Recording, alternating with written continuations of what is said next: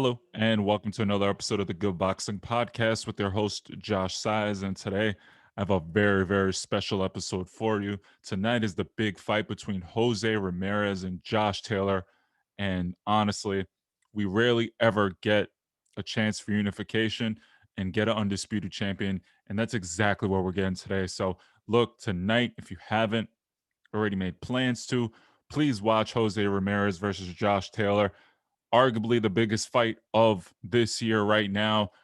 I don't know if we're going to get the Joshua Fury fight because clearly that's the number one fight.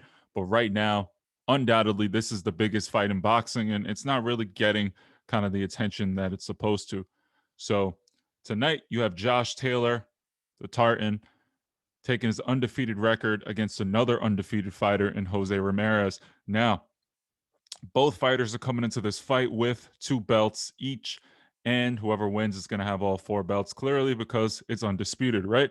However, this fight, while on paper should be one guy has two belts, other guy has two belts, they weigh the same, they're roughly the same height. Josh Taylor is a little taller. I'm going to sit here and tell you Josh Taylor's the big favorite, and I'm going to go out here and say this, go out on a limb. I think Josh Taylor is going to be the undisputed champion at 140 pounds. And I'm going to break it down to why. I'm just going to come out and say my prediction. I'm not going to waffle around. I kind of put this out late, and I just want to tell you who I'm picking and just give you the reasons why and why I think it's going to happen. One, Josh Taylor is by far the best boxer Jose Ramirez has faced in his career. Josh Taylor is tricky, sets traps. He could bang on the inside. He can move very well. And he has versatility. He can move side to side. He can do a bunch of different things in the ring. And I'm going to be honest with you, I don't think, based on what I've seen, I watched the post style fight with Jose Ramirez, where you saw him struggle at times and he wasn't using his jab. He was just kind of walking forward and he was running into a lot of shots versus Postel. Victor Postel is no slouch. He had a fantastic career, and I do actually like Victor Postel. I really liked him when he was coming up, and I actually picked him to beat Terrence Crawford at the time when they finally fought and both were undefeated. Sure, he was a big underdog, but Victor Postel can box. However, against Jose Ramirez, he had a lot more success than a lot of people thought he would. And that's the reason why I have Josh Taylor giving Jose Ramirez problems because Victor Postel is a slow, long, tall fighter that likes to kind of throw his combinations. He has some power, has a good jab, doesn't really like fighting on the inside. And he was able to keep Jose Ramirez, who is a vicious pressure fighter. He's vicious, he's relentless, he keeps coming forward. But in that fight, you saw Victor Postel give him a lot of issues. You saw Victor Postel fluster him. You saw him get hit a lot. And when you looked at the scorecard at the end of the fight ended up almost being a draw. One judge had it a draw, and I thought it was a draw too when I first watched it. The other judge had it 115, 113, and then they had one judge who had it 116, 112 for Jose Ramirez. I didn't see that at all because Jose was eating a lot of shots. And that's the thing here. I keep watching these fights with Jose Ramirez, and Jose is relentless. He's a really good fighter. I give him that. He's an Olympian. He represented the United States, won most outstanding athlete in the Olympics. Guy is the goods. I'm not going to sit here and lie to you. But I watched the Jose Cepeda fight, and if you thought Victor Postel was keeping my bay, watch the Cepeda fight. In that fight, Jose Ramirez looked lost. He wasn't jabbing. He was eating right hooks. He was eating left hands. And Cepeda, even though now hindsight 2020, we know he has power, Cepeda was hurting Ramirez. And if you look at the comparison, I think Josh Taylor is a substantially harder puncher than Jose. Sorry, not Jose. Then Jose Cepeda. I think he's a better puncher than Cepeda. And if he hits him with the same shots, I think Jose Ramirez could be in trouble. The one thing that I do fear is a bad thing is I feel like Jose Ramirez has decided that he has to come forward and he has to knock Josh Taylor out. And he's kind of believed the hype. And I think that's what he's going to come to do. And there's nothing wrong with that. You go out there and you try to stop him. I don't think you can outbox Josh Taylor from the outside or anything like that. But if he does just run forward with no jab, tries to plod forward, tries to throw that right hand to the body, come up over the top with the hook, which I think he's going to really try to throw that left hook to the body. I think that's a mistake. And the reason why is Josh Taylor's preparing for that. And if you look at the Regis Progress fight, you can see that Josh Taylor is capable of fighting on the inside, right? This isn't Billy Joe Saunders. This isn't Luke Campbell. This isn't the same kind of guy of that caliber. This is Josh Taylor, who is a complete fighter.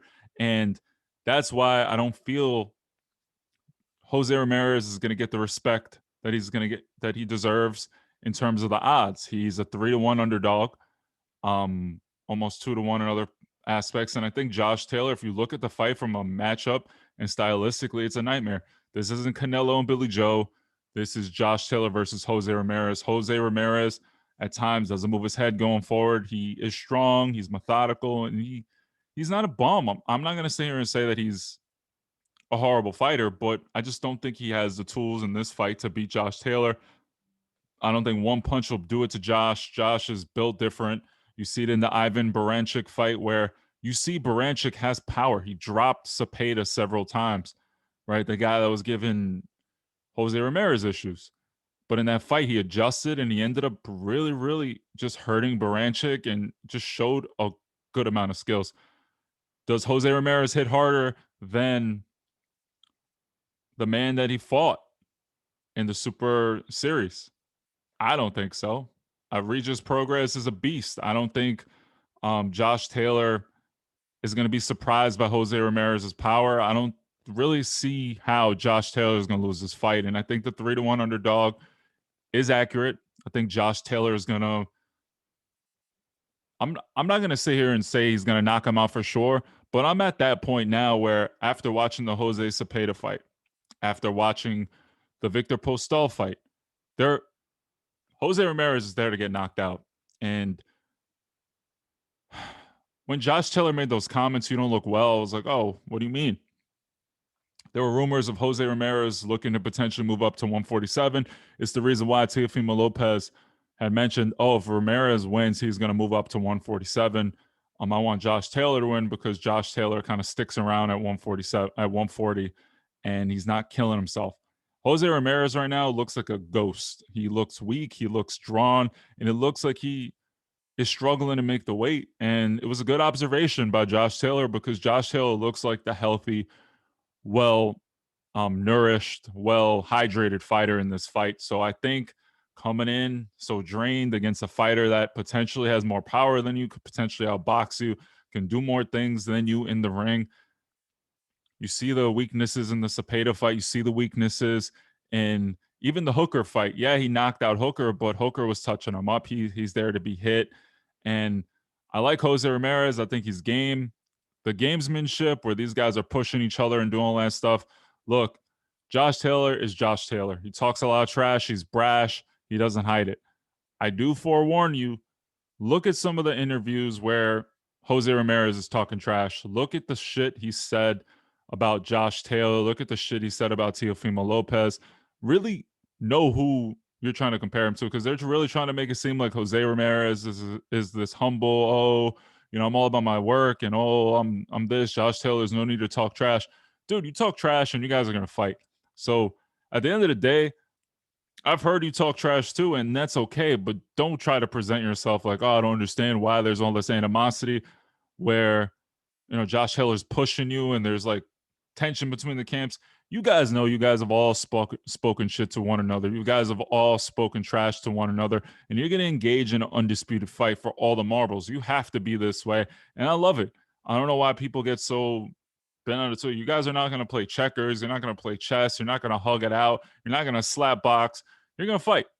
And I think Josh Taylor is just the safer bet in this fight. I mean, Jose Ramirez, if he wins, shuts me up again. I pick another UK fighter and they lose. All right, so be it. But this one's different. Josh Taylor, complete fighter, better than Cepeda, in my opinion. Even though I actually think Cepeda might get upset today by Hank Lundy. I mean, it's a big, big underdog. I wouldn't like put my life savings on it or anything, but almost beating Ramirez doesn't really win you anything, right? But the Baranchik fight, you saw he's there to get hit. Hammer and Hank Lundy has a good right hand. So that's another video. But regardless, I think Josh Taylor is going to go up there, going to win. I potentially see a stoppage, but I do think Josh Taylor is going to win for sure. Josh Taylor, Teofimo, Josh Taylor, Terrence Crawford, all these guys are talking about Josh Taylor fighting, and I think Josh Taylor is down for it. So that's my prediction. I hope you enjoyed this episode, and be well.